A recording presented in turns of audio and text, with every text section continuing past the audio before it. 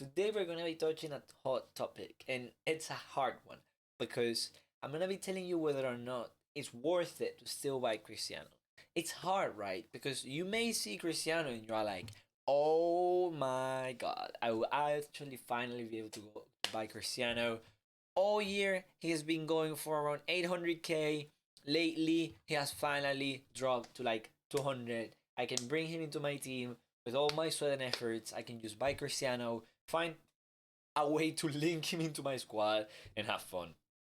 Today, I'll be touching on whether or not that's the right choice, whether or not that's the right decision, and why. First of all, the meta.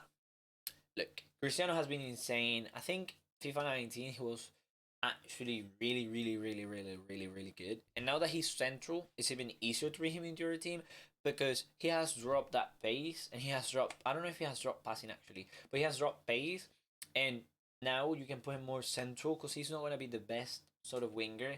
But in this FIFA, that's not only true for the fact that he doesn't have the pace. It's also true because to his dribbling. I don't know how he has felt in previous FIFAs because I haven't had the opportunity to try him, and I haven't had the opportunity to try him this FIFA. But because I understand the game mechanics, I can tell you that if a card has 71 balance and 87 agility, being 6'2 or 187, he will 100% not feel good on the ball. Like, I can tell you right now, he will not feel good on the ball. He'll feel like he's. I've read this. I've read this a lot of times. I don't know what the people in football are saying, but I have read this online, and they say that he runs as if he was like rushing through ice. That's how people describe him. And that's because of the balance. That's 100% due to the balance. That's why a lot of cards, even though they were great in previous FIFAs. In this one, they don't feel that good. That's why I'll tell you, I do not think buying Cristiano Ronaldo is worth it, and it's not only because of that. You can tell, his shooting is insane, and even he has a 94 rated that he's also only 520k, really accessible. He has decent strength. He's not like the strongest man alive, but he has decent strength, good pace, and he has the 5 skills. If you like those skills, Cristiano is your guy. But now the way FIFA works and the way your strikers to go, and if you have played all year, you know that players like Ben Yedder are they have been what you call the meta for a long time. Now this 88 Ben Yedder is not the same anymore.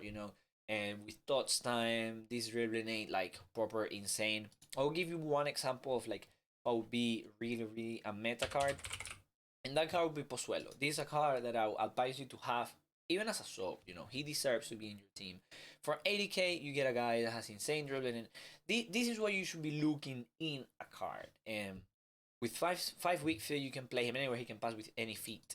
Now, with Cristiano and the way he's built and the way he performs in game and everything, he will not feel like that insane card. I'm not saying that that's true for every card because he's 99 rated. I am sure he will feel a bit better. He'll be because now you don't have to boost anything else on this guy, so you can just apply engine, and he'll have 88 balance by then.